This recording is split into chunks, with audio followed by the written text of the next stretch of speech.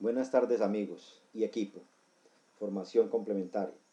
Vamos a hablar un poco entonces de los planes de gestión del riesgo, planes de emergencia y planes de contingencia. Bienvenidos a la ruta del conocimiento. Mi nombre es Diego Alexander Parra Acevedo, al momento soy coordinador de emergencias del consorcio CCCI Tuango, supervisor SST, líder de la Brigada Voluntaria y Profesionales CCCI Plan de Manejo de Tránsito, tecnólogo en salud ocupacional, a hoy Sistema de Gestión en Seguridad y Salud en el Trabajo, socorrista, pertenece al grupo Vigías casi 3 años, llegué a ser el coordinador de emergencias del grupo. También soy técnico en rescate del grupo SIGUA del Metrocable de Medellín, es un grupo especializado netamente para hacer los rescates en el Metrocable, en las cabinas. Bombero Colombia con más de 20 años de experiencia en atención de urgencias, emergencias y desastres a nivel departamental y municipal, y rescatista industrial. Para hablar un poquitico entonces de la normatividad que a hoy aplica en temas de gestión del riesgo, planes de emergencias y contingencias, vamos a hablar un poquitico de la historia. Miren, estaba yo muy pequeño, creo que tenía como 8 años, cuando lo de armero. Entonces fue de ahí para acá, de armero, que comenzó el gobierno, el Estado, a montar o a implementar una normas para gestión del riesgo a nivel nacional.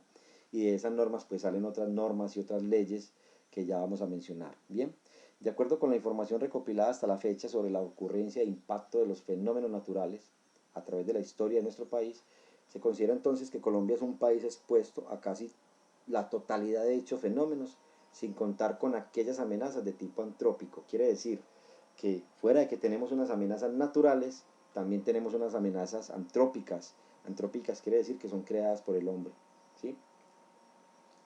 Sin embargo, el impacto socioeconómico que esto ha generado en nuestro país, en estas amenazas y en la población, no había sido evaluado hasta este fenómeno o esta emergencia que tuvimos a nivel nacional, que fue el 13 de noviembre del 85, con el desastre ocurrido en Armero, por una avalancha provocada por la activación del volcán del Ruiz. Este volcán está en el departamento de Tolima y que también abarcó en su momento el departamento de Caldas. Bien, ese volcán se sabía para esa fecha que iba a tener una erupción, no le pararon bolas, digamos que la gestión del riesgo en esos tiempos pues era muy mínima, era muy obsoleta, digámoslo así. Hemos ido avanzando, pero todavía nos falta mucho. Se le informó a las comunidades, se le informó al municipio que debían, de Armero, que debían de evacuar, había más o menos unas 21.000 personas en la comunidad, era muy complejo pues para eso entonces evacuar tanta gente, y se pasó de que no pararon bolas, inclusive, si no estoy mal, la Defensa Civil, la Cruz Roja, hicieron, los bomberos de esos tiempos, hicieron pues el llamado a la gobernación y demás y a las alcaldías para que evacuaran los municipios, inclusive los municipios más aledaños al municipio de Caldas, al departamento de Caldas, perdón, y digamos que lo vieron muy improbable por la movilidad de tantas personas, no sabían qué hacer con tantas personas y dónde las iban a ubicar. De igual manera entonces el volcán se activa, derrite el hielo, se da un deshielo, ese deshielo genera una avalancha y esa avalancha arremete contra toda la comunidad de Armero, pues inclusive dejó el municipio totalmente sepultado bajo lodo. A hoy tú pasas por allá, o las personas que conocen por la zona pasan por allá y ven es un desierto, un campo santo, porque fue lo único que quedó. Bien, entonces es muy importante que sepamos un poquitico de la historia. Quiere decir que entonces desde el 85 para acá fue que ya el Estado pues se tomó en serio el tema de gestión del riesgo y comienza a dar unas disposiciones de ley a la que hoy tenemos, que es la 1523, el decreto 2157, y también reforzó el tema de la ley 1575 de bomberos. Entonces, dentro de estos planes de emergencia hay 4 pilares o columnas importantes para la creación de ello. Bien, el plan de emergencias debe tener la identificación de amenazas, el análisis de vulnerabilidad, o sea, una matriz, una paleta de colores en una matriz que nos identifica y nos valora la vulnerabilidad, un inventario de recursos, esos recursos deben de ser internos o externos, ¿sí? Y también recursos humanos, y unos planes de contingencia para poder atender esos planes de emergencia que se tienen. Entonces lo primero que se hace es una identificación de amenazas. ¿Qué es lo que nos está amenazando? ¿Qué puede hacer que nuestros procesos productivos o la empresa se pare? Porque eso es una amenaza. Recuerden que una amenaza es aquella que puede llegar a parar el proceso productivo o la unidad de negocios. Bien, dentro de esas amenazas entonces miramos qué tan vulnerables somos.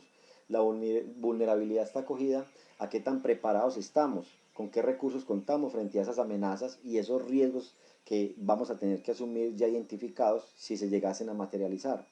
Ese inventario de recursos y los planes de contingencias que son muy importantes que lo tengamos en cuenta. Vamos a ir hablando de ello a medida que vamos pasando entonces la presentación.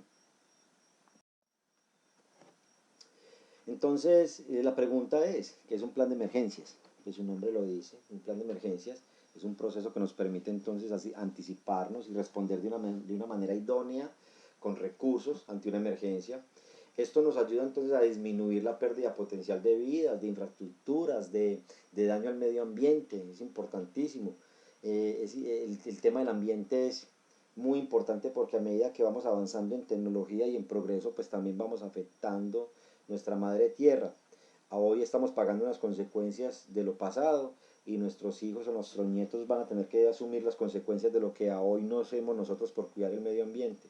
Entonces es muy importante tenerlo también dentro de ese sistema de gestión, el tema ambiental.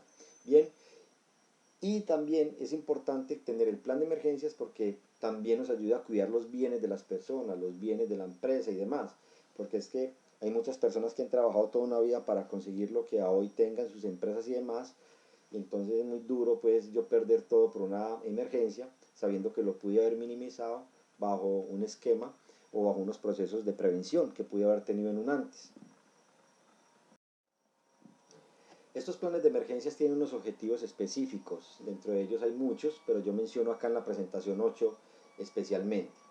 Estos 8 pues son los que encierran o acordonan las estrategias que se deben de tener para un diseño del plan de emergencias.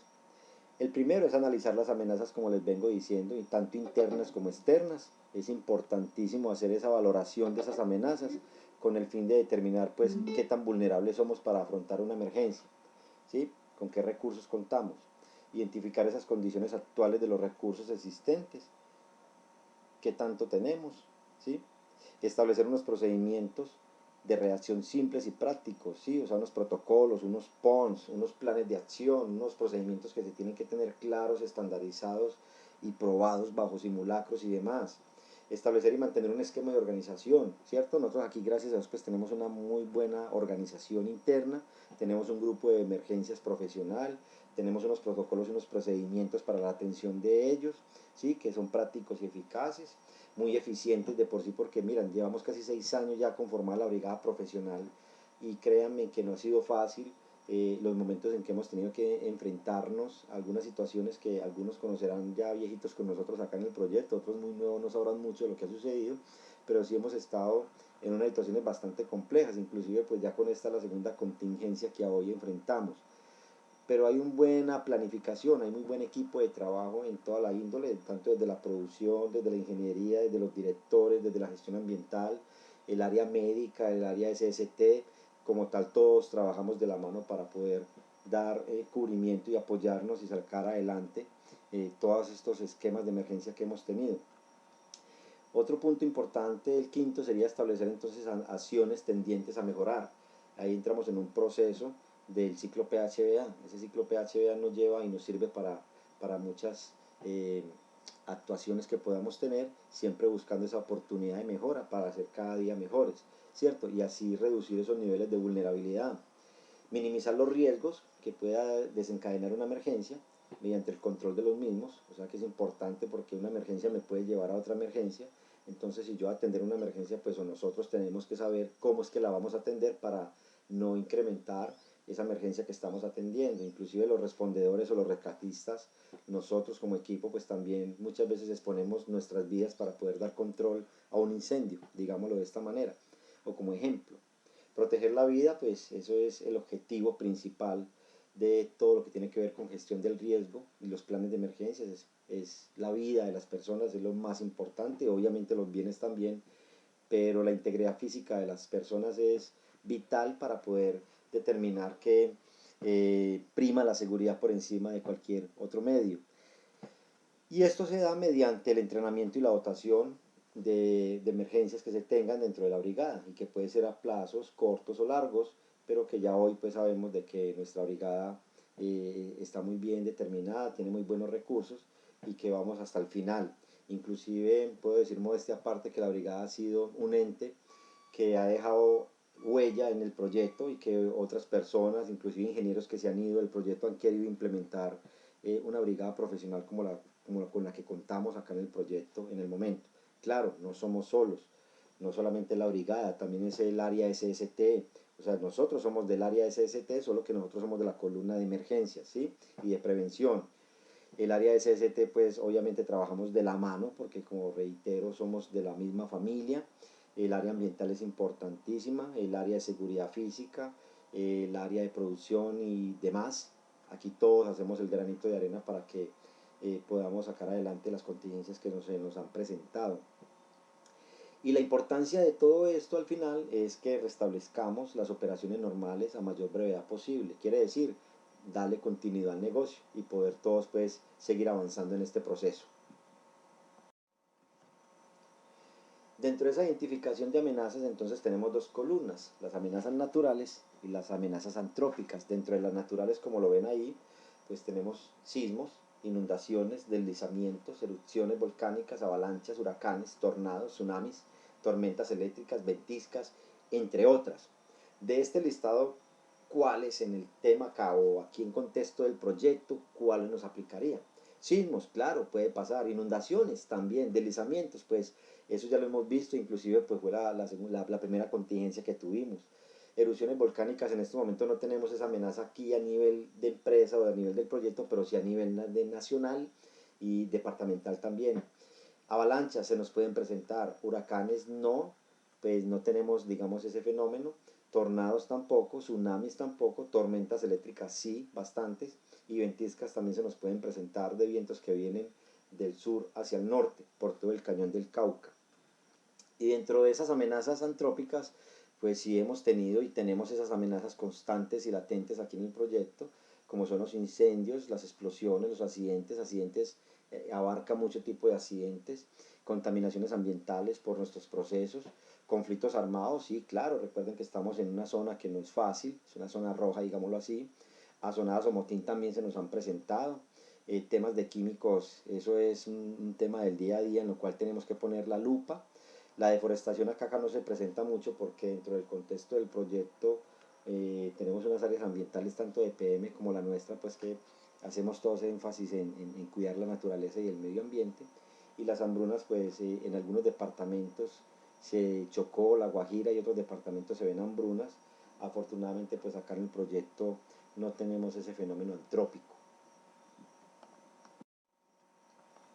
Aquí vemos algunas imágenes entonces relacionadas a lo que son esos fenómenos que nos pueden parar la unidad de negocio o que nos pueden poner en riesgo. Vea, la primera imagen me acuerda de Omaira, de lo que hablábamos al inicio, de la avalancha que hubo en Armero.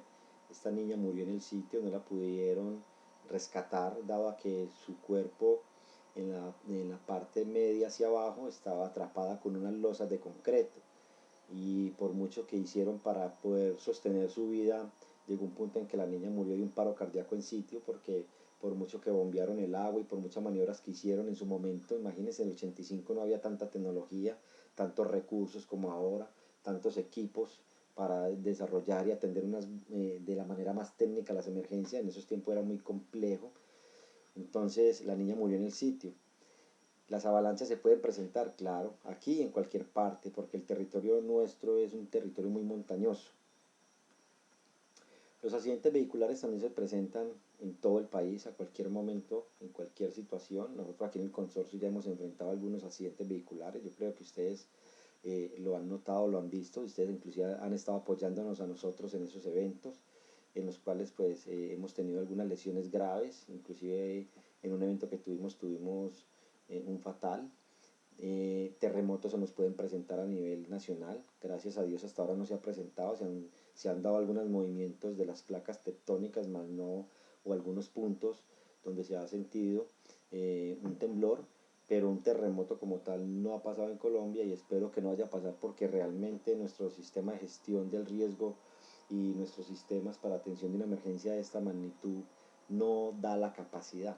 Quiere decir esto, que en Colombia no tenemos la capacidad de atender un terremoto si llegase a presentarse. Bien, de ahí la importancia de que nosotros pues como que avancemos en la prevención y en la cultura que les sembremos a nuestros hijos frente a lo que a futuro pueden encontrarse. Inundaciones se nos pueden dar, incendios también se nos pueden dar, inclusive ya aquí en el proyecto se nos han dado incendios estructurales, incendios vehiculares, incendios también de fenómenos o de cobertura vegetal que se han presentado. Terrorismo también es una amenaza que es latente acá en el proyecto, se nos puede dar ese fenómeno, dado que estamos en una zona roja, digámoslo así, entonces se nos pueden presentar esos fenómenos de terrorismo. En los años 80, los 90, Colombia sufrió mucho con este tema del terrorismo, inclusive en Antioquia, en Medellín, mi ciudad natal, sufrimos varios años atentados terroristas en edificaciones y inclusive en un parque había miles de personas en un concierto, en un evento y pusieron una bomba donde tuvimos una gran, eh, una gran, digámoslo así, una emergencia que me acuerdo, hombre, y me quedo hasta sin palabras porque fue terrorífico ese evento que tuvimos en el parque. Entonces, todos estos fenómenos y estas amenazas las podemos tener, tanto aquí a nivel de proyecto como a nivel de ciudad y demás.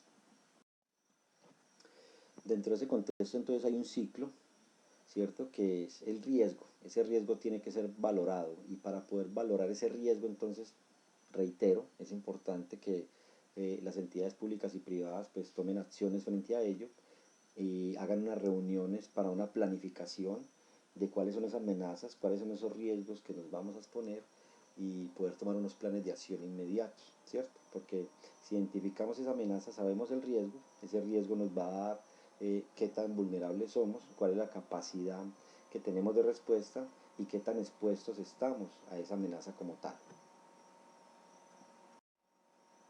Aquí tenemos entonces un ejemplo de identificación de amenazas.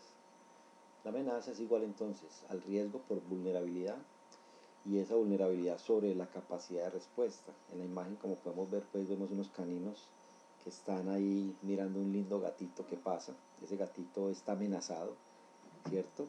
Y tiene un gran riesgo de que algunos canes que lo están mirando pues lo ataquen.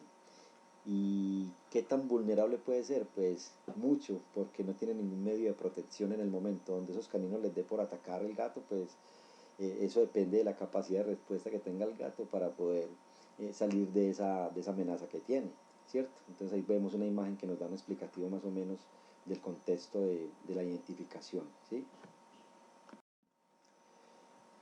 Para ello entonces, como les decía anteriormente, hay una paleta de colores. Esa paleta de colores nos da unos calificativos y dentro de esa matriz que se genera dentro del plan de emergencias se sacan dos matrices que se unifican en su momento, que es la calificación de la amenaza y la calificación de la vulnerabilidad, o sea, la empresa qué tan vulnerable es. Eso viene por una paleta de colores verde, amarillo y rojo. En la calificación de la amenaza, verde es entonces que nunca ha sucedido, que se puede presentar y que se tienen en cuenta algunas situaciones, pero que nunca ha sucedido, no hay un historial, entonces lo calificamos como verde, pero sin embargo está documentado para tenerlo en la lupa.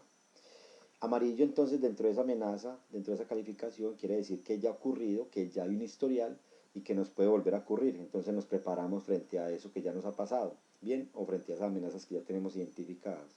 E inminente es evidente y detectable, o sea, es algo que va a pasar, que sabemos que va a pasar y que ya ha pasado y que entonces tenemos que subir ese nivel de conciencia frente a esa amenaza para poder dar una buena planificación, una buena atención cuando se materialice esa amenaza como tal.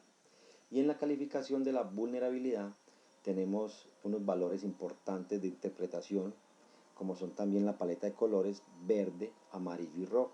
Pero aquí ya hay un calificativo, ¿sí? Entonces, el verde lo calificamos como 0.0, es que se dispone de todos los recursos necesarios para atender esa amenaza o ese peligro que ya reconocimos.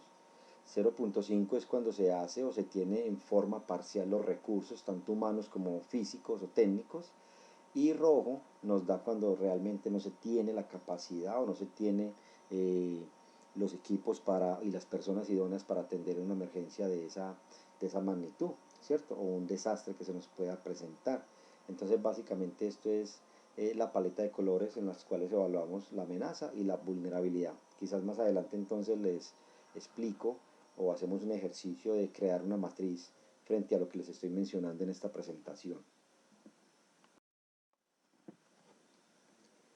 Aquí estamos viendo entonces unas imágenes también representativas de lo que es la vulnerabilidad. Vamos entonces a la columna 2, ¿sí?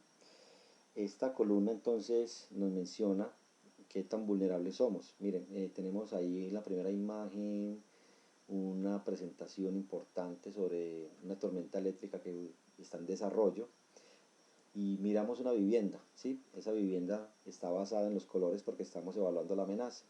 Entonces, si vemos la de abajo, la amenaza es alto porque hay dos riesgos: una, la tormenta eléctrica que viene en camino, y dos, que están personas trabajando en alturas sin ninguna medida de protección colectiva o de prevención. Entonces, si cae la tormenta, esas personas, por intentar bajar del techo rápido, pues se van a poner en un riesgo o en un peligro bastante alto. Bien, sigamos entonces enfocados en la tormenta. A medida que siguen construyendo la cubierta de la casa, pues entonces esa vulnerabilidad va bajando, ya llegaría a un medio, y cuando ya tenemos la cubierta completa, quiere decir que ya la vulnerabilidad pues va a ser muy baja, porque ya las personas pues van a estar protegidas del agua y la tormenta eléctrica como tal. Entonces estas imágenes son como para darle un contexto más claro, para que eh, podamos definir con certeza esa vulnerabilidad a la cual nos vamos a enfrentar. Dentro del contexto 3 o la columna 3 vemos el inventario de los recursos. Recuerden que tenemos recursos internos y externos. Vamos a mirar primero entonces cuáles son los recursos internos que debemos de tener. Este inventario es muy bueno tenerlo por escrito y organizado para poder saber realmente con qué contamos, ¿sí? Dentro de la organización, pues afortunadamente nuestro proyecto, nuestro consorcio cuenta con todos los recursos necesarios existentes para el tema de la prevención y la atención de emergencias. Estos recursos han sido propios del CCC, y ahorita pues con la 2157, con el plan de ayuda mutua y con la creación de la brigada PMT, pues entonces ya tenemos otros recursos adicionales para la atención de emergencias, porque anteriormente pues la brigada y SST estábamos comprometidos con la seguridad solamente de los procesos productivos del consorcio, pero ahora ya, como todos sabemos, la comunidad pues ya pasa por una vía pública privada por el medio de la empresa, por el medio de la obra, lo cual nos hace a nosotros también pues más vulnerables como empresa, porque ya los vehículos, la comunidad, equipos y demás con productos químicos y qué más sabemos se pueda mover por esa vía, nos pone en riesgo a todos. Entonces la amenaza sube, y al subir la amenaza pues entonces se preparó dentro del plan de emergencias y de contingencias en apoyo con EPM, se actualizaron todos los recursos y se contrataron personal idóneo nuevo y otros recursos además pues que ya tenemos, que ya les voy a estar mencionando. Entonces nosotros tenemos un inventario. Dentro de ese inventario tenemos unos kits de emergencias que se componen de extintores, camillas, botiquines básicos. Tenemos unos botiquines especializados también, unos equipos de intervención rápida para rescate, sistemas de alarma, perifoneo, puntos de encuentro, luces de emergencia. Tenemos un centro médico con 3 ambulancias, médicos, psicólogos, enfermeros APH, ambulancias dotadas con desfibriladores externos automáticos y con todos los recursos que se requiere. Contamos con hidrantes en campamento y algunos en obra también con redes de control de incendio. En túnel vial tenemos una red contra incendio, en túnel Siri tenemos una red contra incendio. Tenemos los equipamientos, tanto los trajes encapsulados como los trajes de acercamiento para incendio, vehículos de emergencia. En el momento contamos con 2 camionetas de emergencia, una del consorcio y otra de la brigada PMT, y un vehículo de control de incendios también que nos provee EPM. ¿Sí? Entonces contamos con todos los recursos necesarios físicos para poder atender las necesidades de la obra. También tenemos el recurso humano. Gracias a Dios también tenemos muy buen apoyo a nivel humano de todas las áreas, pero estas áreas en específica somos las encargadas de garantizar la vida y la seguridad de las personas dentro del proyecto. Comenzando entonces por la brigada voluntaria. En el momento tenemos 235 voluntarios inscritos, pero es muy difícil darle cumplimiento a la 0256 porque el personal es muy rotativo, el personal está entrando y saliendo constantemente, entonces garantizar ese 20% que nos habla la 0256 en temas de brigada voluntaria es un tema muy complejo para cumplir. O sea, es una meta casi que inalcanzable porque el personal es muy flotante. ¿Sí? También contamos entonces con una brigada profesional. En el momento vemos 14 rescatistas, bomberos profesionales, todos certificados por el Sistema Nacional de Bomberos de Colombia, cada uno con sus especializaciones y demás. Entre ellos pues tenemos atención prehospitalaria, tenemos 6 tecnólogos en atención prehospitalaria. El personal médico, como vemos en la imagen, está entonces el médico Julián con el equipo de trabajo, sus enfermeros, APHs y demás conductores de ambulancia, ¿cierto? Obviamente nuestros aliados importantes, nuestra familia, que es el personal SST, a la cual nosotros pertenecemos. Somos una familia bastante grande, todos muy profesionales y muy activos en temas de la prevención de emergencias y accidentes laborales que se nos puedan presentar en el consorcio. Y unos aliados importantes que son nuestros consultores de la ARL Sura, ¿sí? Ellos también son parte de nuestro equipo, de nuestra familia, llevan bastantes años con nosotros acá ayudándonos a tener el control y a prevenir muchos ámbitos en temas de seguridad industrial para garantizar entonces que el plan de emergencias pues cada vez sea mejor, vaya contribuyendo y vaya siendo más asertivo en temas de prevención y atención de emergencias, ¿cierto? Entonces, como ven en la imagen, tenemos un gran equipo humano para estar siempre firmes ahí presentes y prevenir emergencias, que es el objetivo principal de todos. Dentro de esos inventarios de recursos externos, tenemos que contar entonces, si llegásemos a tener acá una amenaza, en estos momentos estamos vigilando y le estamos poniendo la lupa mucho a la margen izquierda, porque ahí tenemos 2 fallas geológicas que nos pueden llegar a meter en problemas y Dios no lo permita, pero que ya las tenemos en la mira y que inclusive PM pues ya le instaló unos piezoómetros, unos inclinómetros y tenemos unos radares y unos sistemas tecnológicos muy avanzados que lo están monitoreando. Es una amenaza latente que tenemos ahí en la cual nos podemos o nos puede superar la capacidad de respuesta a nivel interno. Entonces ahí es donde llegan los grupos de apoyo externo, como es la Cruz Roja Colombiana, Bomberos de Colombia, los municipios aledaños, la Defensa Civil Colombiana, Fuerza Aérea Colombiana, atención helicoportado puede ser del SAR, Policía, del Ejército, también de la Aeronáutica Civil, del BRAC y demás, ¿sí? El Ejército Nacional y la Policía Nacional. Todos ellos son entes de la Unidad Nacional para la Gestión del Riesgo y Desastres a nivel departamental, lo que llamamos el DAPAR, Departamento Administrativo para la Gestión del Riesgo y Desastres en Antioquia. ¿Sí? Ya si tuviéramos una amenaza mayor, pues ya tendríamos que activar el plan de contingencias o el plan de emergencias o la gestión del riesgo ya a nivel nacional.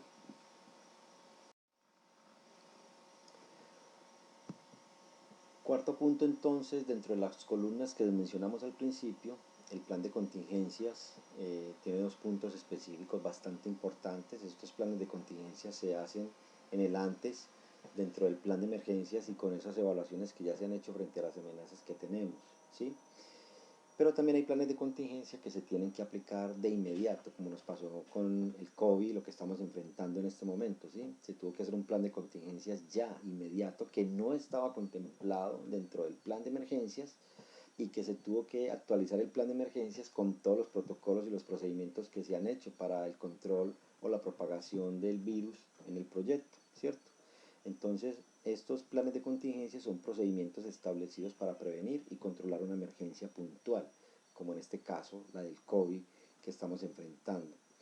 Y otro punto importante es que se debe realizar un plan por cada una de las amenazas identificadas, teniendo en cuenta el ciclo de los desastres, ¿sí?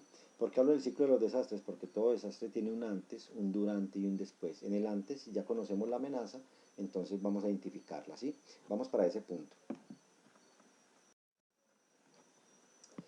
Como les mencionaba anteriormente, el plan de contingencias tiene este ciclo que es un antes, un durante y un después. Entonces, ¿qué relacionamos o qué se hace en el antes? En el antes viene una mitigación, ¿cierto? Una prevención y una preparación. Esa preparación es entrenamiento y capacitación del personal sobre esas amenazas de cómo lo estamos previniendo, cómo lo estamos mitigando, y se desarrollan también unos simulacros. Nosotros acá en el consorcio estamos desarrollando en el momento 3 simulacros mensuales, uno de la PR1, uno de la PR2 y uno de la brigada PMT. Recordemos que la PR1 es el análisis preliminar del riesgo a nivel general del proyecto, o sea, identificación de esas amenazas que nos pueden hacer para la unidad de negocio, ¿sí? Y que tenemos unos APR2 que son el análisis preliminar del riesgo de las tareas críticas o de las tareas puntuales que se desarrollan en cada uno de los frentes de trabajo. De ahí salen los simulacros que nosotros realizamos siempre en preparación para poder mitigar en el antes esas amenazas que ya tenemos. Si se materializa esa amenaza o ese riesgo, se llega a materializar, entonces ya estamos preparados frente a una respuesta, ¿sí? Sale la brigada con todos los recursos a atenderla y pide apoyo de ser necesario a nuestros aliados de EPM o las empresas que estén asociadas al plan de ayuda mutua. Damos una respuesta, establecemos unos procedimientos que están estandarizados dentro de unos protocolos. Recordemos o les aclaro que el protocolo es un documento formal, ¿sí? Legal, que nos dice de cómo debemos actuar, y el procedimiento es la ejecución de ese protocolo, o sea, cómo procedemos, con qué recursos, si los tenemos. Tenemos que estar muy atentos a todo el tema de los cumplimientos de las normas. Dentro de estos cumplimientos de normas, cuando se atiende una emergencia, se tienen que tener unos conceptos muy claros, o 3 conceptos claros, que son la seguridad, el equipamiento y el comportamiento. Esas 3 cosas tienen que ir de la mano cuando se atiende una emergencia, ¿sí? Porque una emergencia también puede hacer de que nosotros pues también nos exponemos, obviamente, para poder controlar tenemos que exponernos. Entonces tenemos que ser muy consecuentes con la normatividad que debemos de cumplir para la atención, el equipamiento que debemos de tener, ¿sí? Y el comportamiento de los rescatistas o las personas que hacemos la atención de la emergencia. Tenemos que tener mucho control de ello, y esto nos lleva entonces a tener también un plan para la atención. En este caso nuestro modelo de atención es el sistema comando de incidentes con el cual administramos cualquier emergencia en el durante. Y luego en el después viene lo que es la rehabilitación y la recuperación. Esa rehabilitación se hace con un esquema que es el EDAN. El EDAN es la evaluación de daños y análisis de necesidades para poder recuperarnos. Con esa evaluación sabemos qué se necesita para poder darle continuidad al negocio y poder recuperar a que todo vuelva a la normalidad entre menos tiempo, en el tiempo menos posible, o sea, que se recupere todas las actividades de la obra en cuanto antes, ¿sí?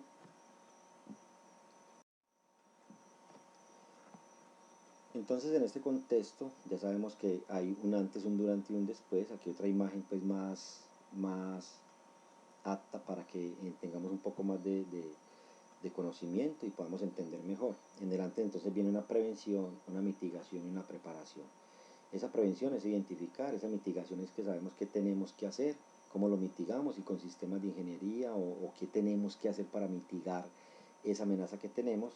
Y esa preparación frente a las amenazas, como les decía anteriormente, en los simulacros. Hemos hecho simulacros de evacuación donde hemos evacuado inclusive todo Campamento Villaluz, ¿sí? Inclusive para ahorita este mes de septiembre que comienza, vamos a hacer un simulacro nuevamente en Campamentos Villaluz para evaluarnos y medirnos y mirar a cómo estamos a hoy.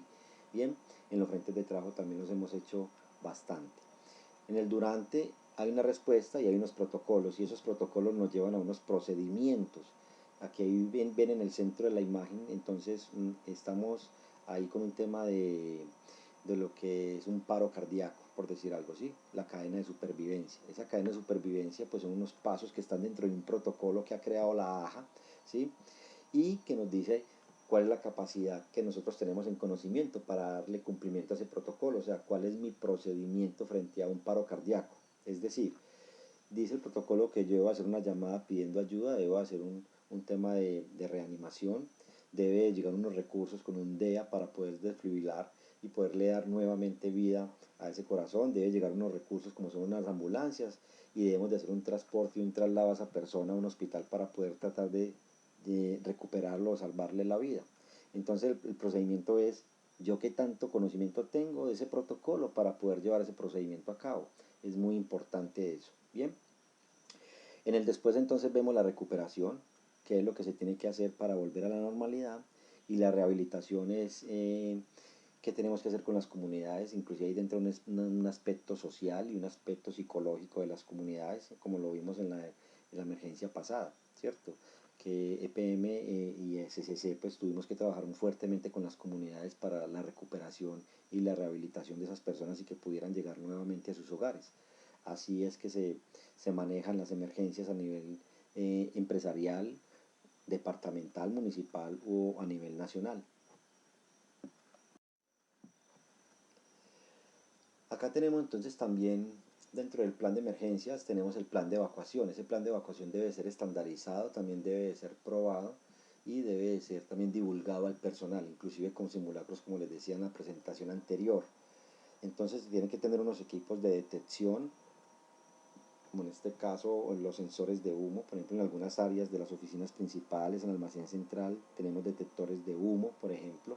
¿Sí? No tenemos una red Splinker que nos apague en un incendio, pero sí tenemos unos equipos que nos ayudan a detectar si hay un incendio en su fase inicial, y entonces en el cual estamos detectando, avisamos, informamos. Hay una alerta que nos dice, bueno señores, debemos de evacuar, perdón. Recuerden que el protocolo nuestro no es que si suena una sirena espere, que si suena dos eh, prepárese y que si suenan tres salga. No, aquí nuestro protocolo está estandarizado, es que si suena una sirena todo el mundo sale hacia el punto de encuentro por las rutas de evacuación establecidas, teniendo en cuenta que en campo, en la obra, en algunos sectores como es el área industrial, pues las sirenas sirven para cambio de turno, ¿sí? Para hora de merienda y también para la hora del almuerzo. Esas sirenas de esa área específicamente suenan 10 segundos automáticamente en esa área. El resto de las áreas, las sirenas que tenemos solamente son netamente para emergencias, pero en el área industrial tenemos que tener en cuenta que esas sirenas suenan automáticamente, 10 segundos. Si usted ve que la sirena o escucha que la sirena no para, informe a la brigada y vaya y verifique qué está sucediendo en ese sitio mientras que nosotros llegamos, porque si no para quiere decir dos cosas: una, o se dañó la sirena y siguió activa, o alguien pisó el pulsor informándonos de que necesitas ayuda. Bien, luego entonces viene una preparación, que es el entrenamiento y la capacitación, y luego viene el tema de la salida, en temas de que se nos materialice cualquier amenaza. Entonces ese es el ciclo: detectamos, damos una alerta, nos preparamos y comenzamos a evacuar el recinto hacia los puntos de encuentro. Este ciclo PHBA nos da la NFPA 1600, nos habla de que va a haber un ciclo PHBA también. Miren que el ciclo PHBA aplica para muchos conceptos en lo que ustedes deseen, inclusive hasta para la casa, ir a la tienda, ir a comprar el mercado, se necesita hacer un ciclo PHBA, bien, para poder que esa plática nos rinda. Entonces, en el planear tenemos la administración del programa, ¿sí? En este caso nosotros pues tenemos todo un programa montado en temas de prevención con nuestro coordinador del área CST, unos procesos de planeación, siempre tenemos una planificación de las tareas que nos van llegando al proyecto en los procesos productivos y demás, para poder organizarnos y poder saber cómo nos vamos a preparar para enfrentar cualquier riesgo que se nos pueda presentar o se pueda materializar dentro de esas amenazas ya identificadas. La implementación en el hacer, o sea que todo el tiempo estamos en campo, todo el mundo muy pendiente de las tareas y dándole cumplimiento a ese programa establecido.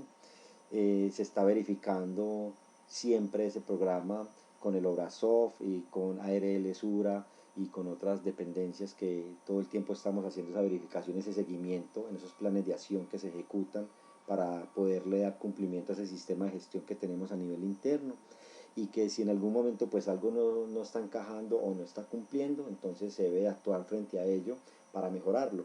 Por eso el ciclo PHB es tan importante, porque siempre está buscando esas oportunidades de mejora dentro de los procesos, cualquiera que sea. En este caso nosotros en temas de emergencias, de prevención y atención de accidentes laborales que se puedan presentar. Entonces siempre estamos buscando esa oportunidad de mejora bajo este ciclo PHBA.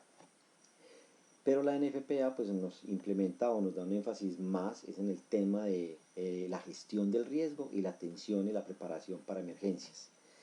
Entonces ahí como para que vamos contextualizando y vamos cerrando este ciclo.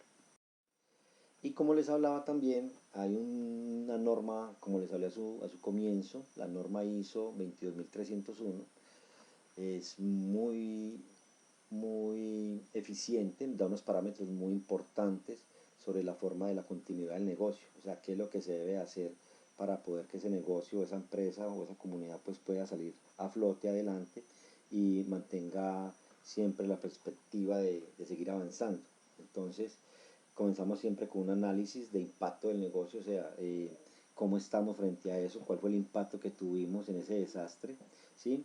El análisis del riesgo, porque si evaluamos los riesgos, pues sabemos a qué nos vamos a enfrentar, ya lo he comentado varias veces, así me vuelva repetitivo, pero es importante que quede muy claro el manejo de la crisis, cómo vamos a manejar la crisis, quién, cómo, dónde, con qué, cuáles son esos equipos, esos recursos, ese recurso humano que tenemos y también el tema del dinero, cuánto nos cuesta esa emergencia, cuánto nos va a costar o cuánto nos costaría, porque eso también es importantísimo. Cuando hablamos de la continuidad del negocio es saber esos dineros de dónde van a salir o de dónde salieron para poder atender la emergencia que se presentó.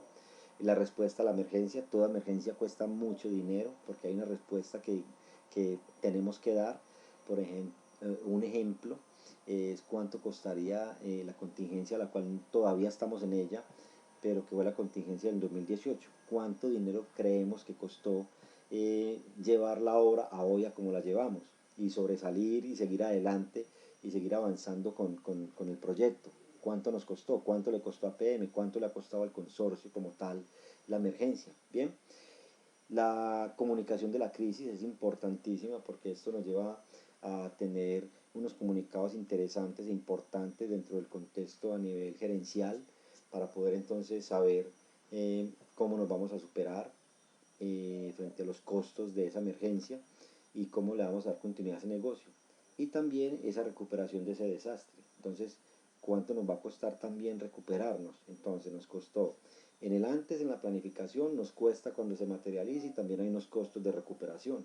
¿Sí? Eso genera unos ingresos o unas salidas de dinero bastante inmensas para una empresa como tal o para un municipio o un departamento. Como les digo, toda emergencia cuesta demasiado dinero. Para ir terminando entonces, quiero agradecerles por el tiempo que me han prestado para esta presentación.